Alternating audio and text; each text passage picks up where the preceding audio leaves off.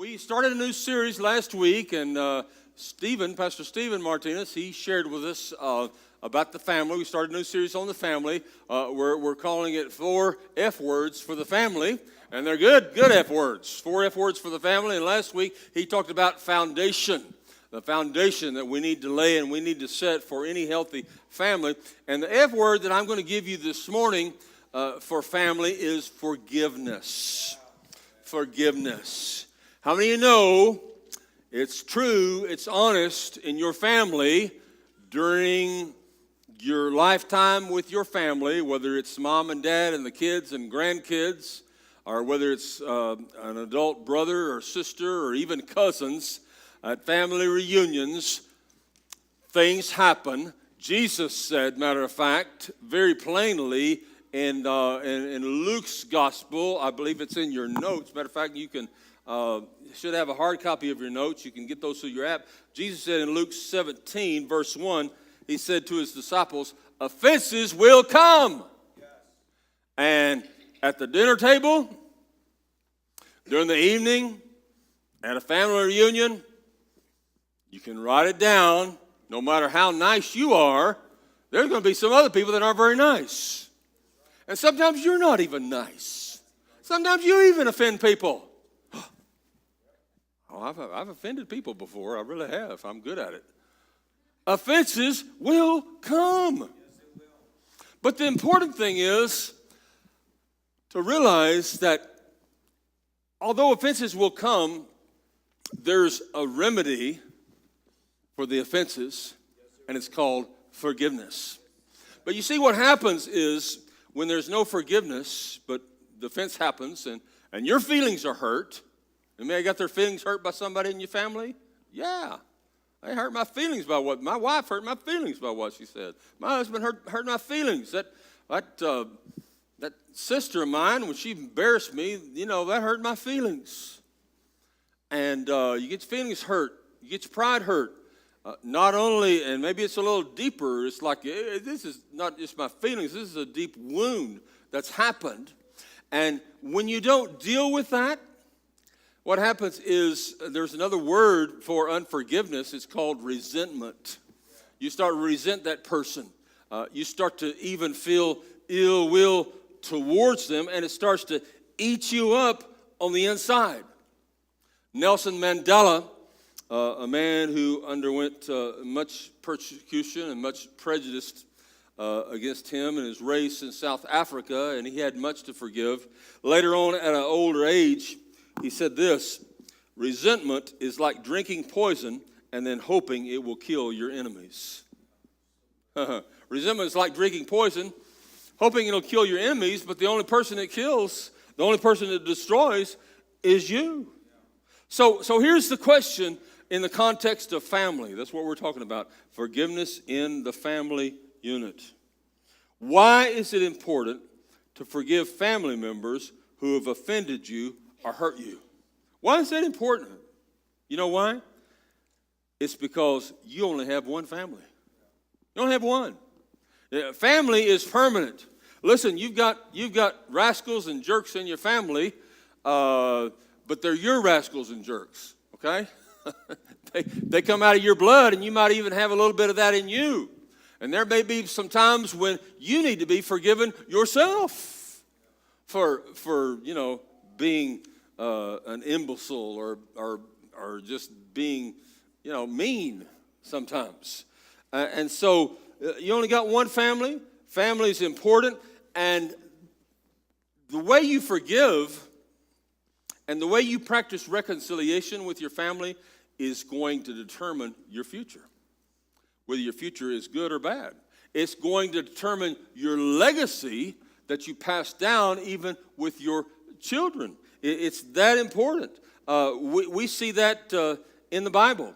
There's a great story, very common. I know you've heard it, most of you, in Genesis 47 through 50, that talks about a man named Joseph. He was the little brother, had many elder brothers. And you remember the story, he was his father Jacob's favorite. And they were jealous of little brother. And he was kind of bragging about some stuff sometimes. His dad giving him a special colorful coat. He kind of showed that off. and his older brothers, boy, they resented it, and they resented him. And a time he came to check on them when they were herding the sheep, and oh, here comes that Joseph. There's an Egyptian caravan coming around. One of them had an idea. Hey, let's get rid of Joseph. Let's sell him to these Egyptians and get rid of him.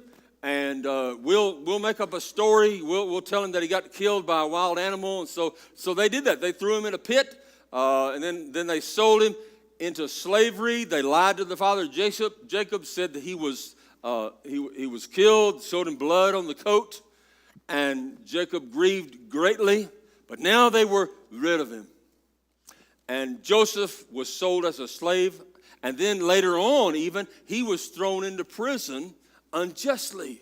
And so the next several years he was going through all these things, through nothing that he did to deserve that. Don't you know that resentment and bitterness and even hatred was starting to build in his heart, and it was a battle for him. Mainly he tried to ignore it, but I know humanly speaking, it had to be a battle for him. But God, through his good attitude, he continued to elevate him to where there was a famine in the land. He was elevated second only in the land to Pharaoh through interpreting a dream that Pharaoh had. And now he was second in the land, and there was a famine, 7 years. He was in charge of seeing that the world did not starve, and he did an excellent job at it. Well, ended up his family, estranged family, they were starving too, so the brothers gathered up, and they went together to go buy food in Egypt because that's the only where food was. And Joseph saw them again for the first time. And I believe that when he saw them, it was just like cold ice started to just come all through his body and veins. And some of that old hurt began to manifest itself. And you know, he had the power to have every one of them killed if he would have wanted to.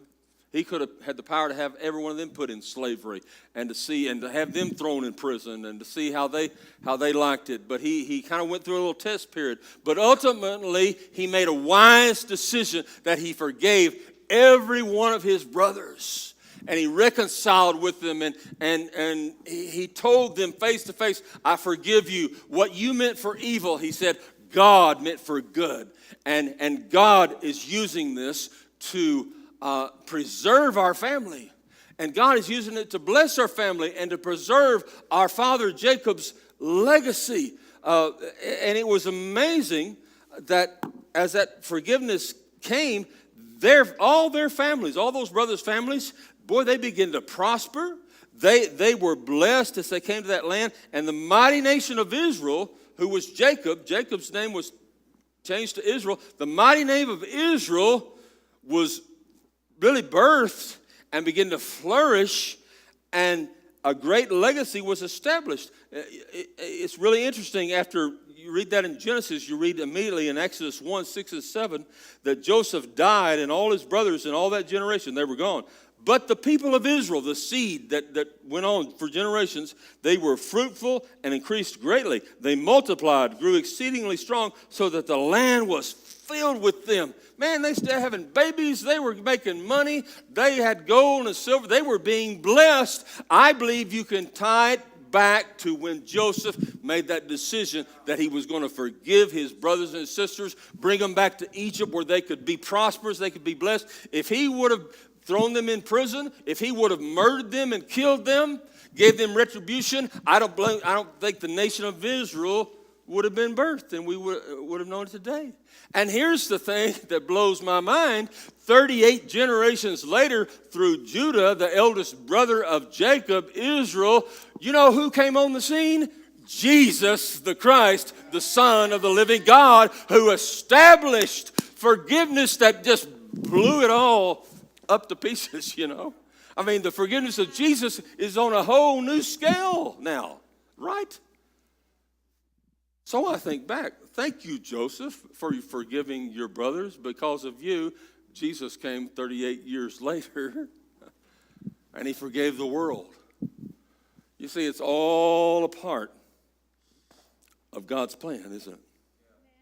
So, just to wrap that part up, When you walk in bitterness and resentment towards your family members, you greatly jeopardize your entire family's future and legacy. So it would behoove you, it would be very smart of you, it would be very wise of you if you would choose to forgive. You say, well, that's really easy. You talking about that, Pastor Steve. You don't know what they did to me, or you don't know what I've experienced through my family unjustly.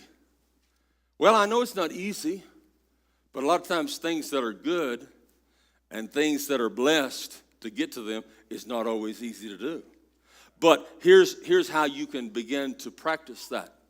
You see, it begins with a decision. It's not, forgiveness is never based on an emotion. It's never based on a feeling. It's based on the fact that God says do it, and you do it by faith, even though you don't feel like it, and then God blesses it. And then wonderful feelings and wonderful emotions begin to come instead of that hatred and resentment and bitterness that you've been living in all your life. So here's 3 ways a family can walk in true forgiveness and love towards each other. Number 1 is to choose, I said choose, to develop a culture of forgiveness in your family. It's got to be something that you practice. Now, every home has a distinct culture. I could go into different. I've been into different homes, and I'm around the children, and I'm around mom and dad. I can say, they've got a little different culture than mine. No culture is. There's not one culture that's good or one culture that's bad. Or you walk into a home of a different, maybe a different race or a different economic, socioeconomic level. There's a little different culture that is there. Like I said, no culture is good or bad. It's just a culture. But here's a common theme that needs to be in every culture. You know what it is? To develop within that culture a culture of forgiveness. Yes. A culture of kindness. And that begins with mom and dad. That begins with mom and dad, or if it's a single parent, it begins with mom, or it begins with dad. But it begins with you in number 1, displaying a gracious tongue. Displaying a gracious tongue. See, your job is to teach grace and manners in your home, and not disrespect, not cynicism, not a lot of coarse trash talk. You say, well, we're just joking with each other. Well, joking with each other, sometimes you say you're joking, but there's a real veiled, not a veiled threat, but a real veiled insult that's there. It's like, I'm just joking with you, but inside, part of you really did mean it. Are you understand what I'm saying this morning? Okay. So your conversation even, it ought to be seasoned with thank you. Turn to your neighbor and say thank you. It ought to be seasoned with please. Turn to your neighbor and say please. It ought to be seasoned with I'm sorry. Turn to your neighbor and say I'm sorry. Those of you that are married, especially here this morning, turn to your husband and wife and say, I'm sorry. You say, I didn't do anything. Well, that's for the future stuff you will do, okay? The future offenses that might come. Some of you, I just healed your marriage, right there. It happened. The pastor said I had to say it, so you said it by faith. Good things are going to start to happen for you right now. So it ought to be seasoned with those things. Parents, you ought to be quick to apologize to each other in front of your kids, because I know some of you moms and dads, you fight sometimes in front of your kids, and your kids see you and say, I wish y'all would stop arguing. Well, we're not arguing. We're not fighting. Yes, you are. No, we're not. We're just having a discussion. Well, it sounds like fighting to me. And if you had a recording of it, could listen to it later on, you could see it was fighting. I wish we could just record some of the way that we talk to each other and we talk to our family and listen to it later on. It's like, man, this sounds like, who's that guy, Jerry, what's his name? That's on, that reality show? I just seen pieces of it, but man, I hope your family's not like that. But anyway, they ought to see you apologizing to each other. Dad, how do you talk to your children's mother? Do you talk to her with respect, with kindness, or do you talk to her just like you talk to anybody else.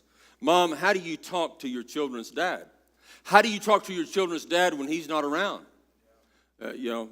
Something comes up, dad's not around, mom says, well, if it wasn't for your father, that's your dad's fault. He didn't pay that bill. That's your dad's fault.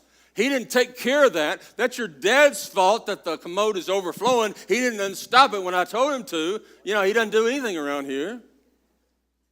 Well, I don't care if it's true or if it's not true. You don't talk like that about your child's father or your mother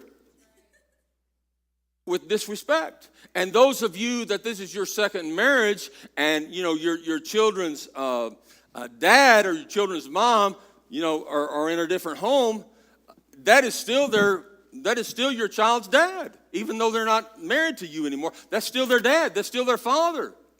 And if you talk to them, about it as well, your dad is such a jerk and he hadn't paid child support this much and he did this to hurt me and did that to hurt me. You know what you are? You're not sowing good seeds. You're sowing weeds.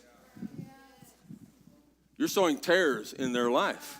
And those will come along later on and they will produce bitter fruit in your children. Do you want bitter fruit to be produced in your children? No. You want your children to be healthy. Well, watch what you sow into them. I'm getting down to where some of you live here this morning. I know I am. I know I'm touching some areas here today, but it's important that we realize that the words that we speak of bitterness or resentment, they not only are damaging us, they're damaging to the other family members that are hearing this stuff. So speak well of your children's dad. Speak well of your children's mom. And if you can't find anything to speak well of, just don't speak anything at all. It's better just not to say anything than poison it with bad words. Chances are they already know what a jerk that they are. You don't need to reinforce it. Hallelujah. Colossians 3:13 says this in regards to the family, displaying a gracious tongue. Bear with one another and forgive whatever grievances you might have against one another. Forgive as the Lord forgave you. It's good wisdom. And then the second way that you develop a culture of forgiveness in your home is by forgiving extended family members. What does that mean?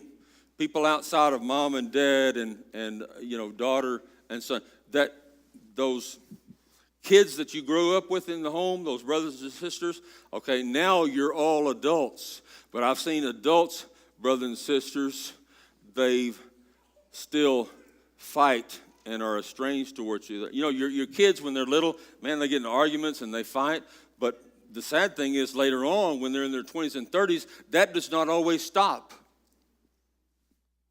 It's still going on. It may be that it was through... I'll tell you when the bad stuff can really come out. It's when their mom and dad have both died, and now there's an inheritance to discuss, or there's different things in the home, who's going to get what. And man, I've done a lot of funerals, and I found out in funerals, the kids that are involved there that are dealing with this, either they really come together and there's a spirit of love, or it's like it is bad. If they were mad at each other, if they were like this, it's like this now. And you can just see it in the funeral when you're sharing and you're teaching and you're preaching. And you're saying, oh, Jesus, just help them not to kill each other here in the service this morning. And because it's like they got that, I should have got that, or they got in there in the house and they got that stuff and they're keeping it now, or they got this amount of money, or dad promised them this and that's not fair, or mom promised this and not fair. And that's that's so there's that sibling rivalry that continues on even in adulthood. It could be over a partnership that you had with a brother and sister, and something went bad, and so or it could be that there's two brothers and they haven't spoken to each other for 3 years. I've seen it, and they're mad at each other. And here's the funny thing about it. Many times they can't even remember what they're mad about, but they're just mad. Well, I know it was his fault. No, I know it was his fault. And so you, in front of your kids, you're trying to develop this culture of forgiveness. You're talking, they know that you really don't like Uncle John right now. or you really don't like Aunt Maria because, she's just really acting like a horse's rear right now. Right? And so it's like your kids see this. Well, listen to this. You're sowing seeds in their life of you where you feel. Now, when your kids grow up and they're adults, like my children are, and you're older, they start getting at each other. Do you like that? Do you like your children to be fighting with each other, your older kids? I mean, see, Pastor Steve and Karen, you like Stephen and Joseph and Jamie to be going at it? You don't like that. But sometimes if that's happening a lot, sometimes you might be able to trace it back. You might be able to trace it back to later on, to where maybe something that you saw in your parents' brothers and sisters going on at each other. So they're just following the pattern. They're just following the legacy. So you got a chance right now to turn it around. If you want your children to be healthy adults, you start being a healthy adult right now. That's right. You start growing up right now. You start treating your brother and sisters that are adults right now the way you want your children to treat each other when they get big. Don't stop me because I'm preaching good here this morning. And I probably dwelt on this longer than I have any other service, and it's probably because there's some people that need to hear it today. And take it to heart. Romans 12:17 says, if it is possible, as far as it depends on you, live at peace with one another. Paul was saying, man, I know it's hard. If it's possible, well, I believe it's possible. As far as it depends on you, do what you can. But live at peace with everyone. That includes those brothers and sisters, that extended family, those cousins, includes them. And then the third thing about developing a culture of forgiveness in your family is letter C, by forgiving offense and hurts in our distant past. You see, I've had this happen in my own life as an adult. All of a sudden, I'll start thinking about something way back that happened when I was a kid that maybe happened through a family member or an extended family member or something my mom and dad said or something that hurt my feelings or a brother and sister did. And it's like just a little hook that's in me. And it's like, that still kind of hurts. Isn't that silly? That happened years and years ago, and I'm still kind of hurt by that a little bit. You know what that is? Those are hooks that the devil has put in your life. And anytime he wants to, he can come along and yank your chain and yank that hook. And it's, and you know how you get out of those? You know how you get rid of those hooks? The number one thing you do is you forgive. Now, I've gone through deliverance where I've forgiven people and I've released them. But then the devil tries to bring that hook back again. It's like, I already dealt with that. So I tell the devil, no, you know what? I already dealt with that. I forgave that person. Get out of here, devil, in Jesus' name. They're free. I love them. I forgive them. See? That's how you have to deal with that, not because they deserve it. Nobody deserves it. You don't deserve it. You do it so you'll be a healthy person in good relationship with God. So you have to forgive those offenses and hurts in your distant past. I saw, and you may have seen it last week on 2020, a documentary. It was very interesting. It was about a serial killer that were back in the 70s and 80s called the BTK killer. And it was in Wichita, Kansas, close to where Debbie grew up. And so we were interested in this, and we'd heard of that. And this guy, I don't know, he'd killed scores of people. He was one of these guys that would just pick somebody at random that he would see during the day, and he would target them, and he'd decide, you know what, I'm going to break into their house at such and such time. I'm going to time up. This time I'm going to do it. This time I'm going to kill them. And he would even keep the bodies later on and just do all kinds of grisly things that, we won't even talk about to that corpse. But this was this guy. Okay, he was married. He had 2 children, a son and a daughter. He was president of his church, church's board. He was president. He was a good, upstanding guy in the community, never broke any laws, never did anything bad. I mean, he was just this great guy. He was a great family member. He took his son to the Boy Scouts. He did camping trips with his family. Just was a lot of fun with his family. And he had this daughter that grew up just adoring him, adoring her dad. But he was two different people. Well, later on, when the daughter was an adult, they finally caught him, and they got evidence against him, and they arrested him, and it came out on the news. And when she heard this news, it's like she sees her dad, them arresting him in a cop car and putting handcuffs on him, and she thinks, that can't be right. They got this, something is wrong. And she said, that's not, they're thinking about somebody else. And ended up, all the evidence began to come out. It was overwhelming. And finally, she had to come to the realization, that was my dad that was doing this? And oh, the hurt and the pain that came. And instead of that love that she'd had as a little girl growing up towards her dad, I mean, it turned to real hate for this man, to real bitterness for this man. How could he do this to my mom? How could he do this to all these families and all these innocent people? And we thought he was this one person, and then he's this other person. And in reality, he was like two different people, but yet the same one. And she became so resentful. And then, of course, later on, he ended up confessing. That's how he didn't get the death sentence. He got a many life sentences where he'll die in prison. He's still alive today. He'll die in prison. But he didn't get the death sentence because he confessed to some other cases that they wanted to solve. And so she was so conflicted with this, and it began to eat her alive. It began to destroy her own family. She was married. She was going to begin to just affect her in so many negative ways.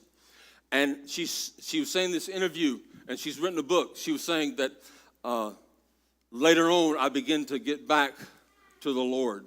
I'd had a relationship with the Lord at one time, and that was distant. I began to get back in my relationship, began to get back with God, and he began to deal with me in things in my life. And I realized that if I was ever going to be healthy, if I was ever going to be free, I had to forgive my dad for what he did. Wow.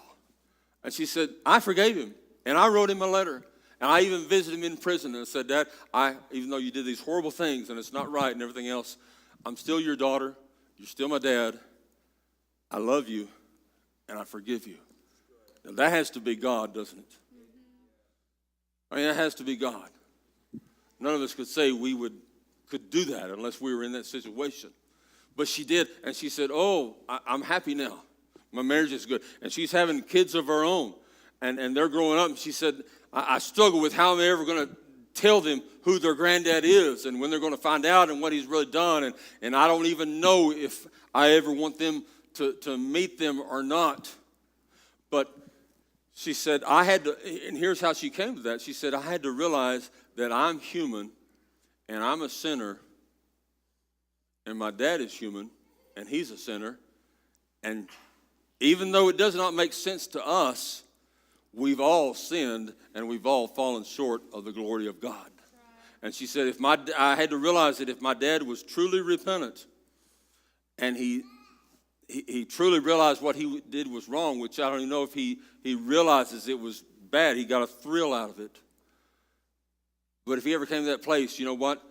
She said, I know that God would forgive him, and I know I'd see him in heaven someday. So I have to forgive him. It doesn't excuse what he did. Doesn't make it right what he did at all, of course. But she said, I had to forgive him so my life and my marriage would not be destroyed. Are you hearing what I'm saying this morning? So this was something that happened in her distant past she had to deal with. So if she could do that, is that there's things that have happened to us, whether it's been abuse or molestation or hurt words or whether we were physically abused or something happened or it was just we were mentally abused.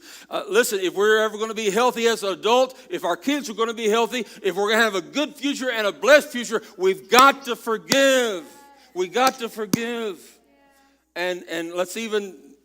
Maybe if it's outside of the family, it's the same thing. We're talking about the family, but whoever hurt you or offended you, you got to be able to forgive them and release them, not because they deserve it, not for their sake or their health, but for your health, for your mental sanity, for your future and your family. What did Jesus say in Matthew 6:13 in the Lord's Prayer? He said, forgive us our sins as we forgive those who sin against us. Well, she was sinned against greatly, but she knew that if she needed her sins to forgive, to be right with the Savior, she had to forgive him. All right, then let's move on. I'm not going to spend near as much time on these second 2 points. But number one way that a family can walk in true forgiveness and love towards each other is to choose to develop a culture of forgiveness in your family. I've explained how you can do that. Number two is to choose to practice accountability and set boundaries in your family. Okay? So here's the thing you have to realize about forgiveness. Say somebody in your family does a great offense against you or somebody else. And let's just give some examples out there. Let's say there was infidelity in your marriage. That husband or that wife, they cheated, and man, you were hurt by that. Or let's say that an addicted there's a family member, a son or a daughter. They're 15 years old and they're addicted to drugs, and they have lied to you, they've stolen from you. They have made your life miserable. They have betrayed you. They've embarrassed you in front of other people. All these things have happened. But then they have an epiphany one day. They hit bottom. Maybe they're arrested or whatever. And they say, Mom, Dad, forgive me. I'm sorry. I want to straighten up my life and everything else. Will you forgive me? And so, sure, I forgive you. Well, here's what you don't do. You don't say, okay, la-di-da, it's peace and sunshine and flowers and everything is right. No, what you've got to do along with forgiveness comes reconciliation and restoration. And for reconciliation and restoration to take place, there must be boundaries put in place.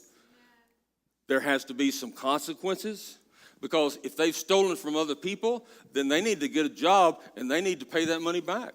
If they can, that they've stolen from other people. If they've hurt other people, they need to go to that person or they need to write a letter and they need to apologize, for what they have done. So there's consequences that take place. So you have to practice that accountability and set boundaries.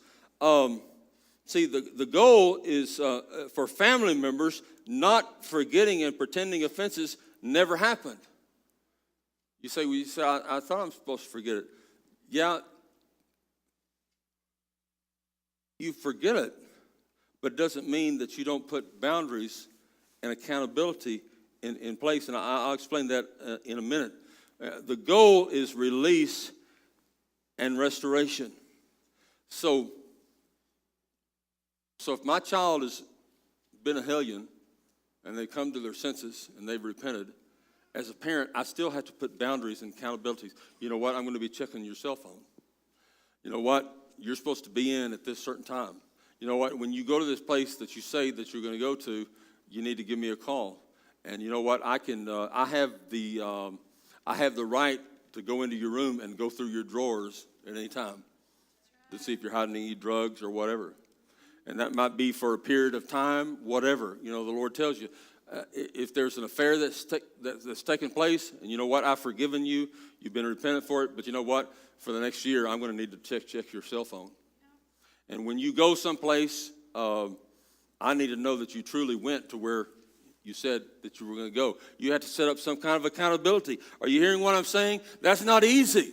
I mean, to set those things, it's such a hassle or whatever. It's like, well, it's worth it. It's worth it when you see the restoration can come. It's called the tough love that has to take place with forgiveness.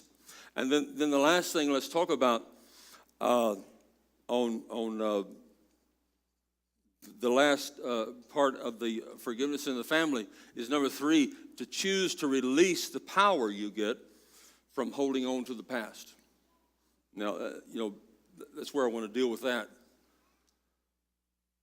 Something happens, and we say we forgive, and we've forgiven, but something else happens that's totally unrelated to that offense. You throw it up in their face again. You see, I knew, you did this before, and now this is going on, and you constantly bring that up again. And that's hard not to sometimes. And I know kids sometimes, they feel that way. They say, my parents keep bringing this stuff up over and over again, and it's difficult. But you have to learn to, if they're unrelated, to deal with that offense or that wrong, that issue separately. It has nothing to do with what happened later on, or earlier. Hebrews 8:12 says, God says, "For I will be merciful towards their iniquities, and I will remember their sins no more." And I think this thing is always dumb that people say. It never made sense to me. People say, "Well, I will forgive, but I am not going to forget." Well, no. It might still be in your memory banks, but you forget as far as just the hurt, the throwing it up in their face again. I am glad that, when I offended God years ago by something I did and he forgave me, and now I offend God by something that's unrelated, I sin, that he doesn't throw it up into my face. You see, I knew you would never be any good. You did that like 5 years ago, and you hadn't changed any. You see what I'm saying? And it's really important when a couple, let's say, they've gone through an affair. Okay, there's been cheating there, but yet that husband or that wife that had the affair, when they're truly repentant, and it's like, "I'm sorry, and I'll never do it again, and let's make that work," and you decide, okay, we're going to make this work, and you go through the counseling, you go through the restoration. It's so important that once that's healed, it's been healed, that you don't bring it up. Steve May, a pastor that I follow, he tells a story of a couple in his church that their marriage was in crisis, and because she was unfaithful, and he found out about it, but instead of seeking a divorce, he said to her, "Honey," he said, I know we can work this out." He said, "I forgive you. Let's stay together. Let's work this out. I know I did these things, and you've done this great thing that's hurt me, but I forgive you, and let's work this out." So they tried to do this, but here's the problem. Although he really wanted to forgive her, anytime there would be a problem about money, anytime there would be a problem or issue about something totally unrelated to that affair, he would throw that back up into her face. And he'd say, "You see, you're still the same brother. This happened this time ago, and you spent this money, and you said you wouldn't spend this money, and I couldn't trust you then in that affair, and now I can't trust you with this money issue. That had nothing to do with this."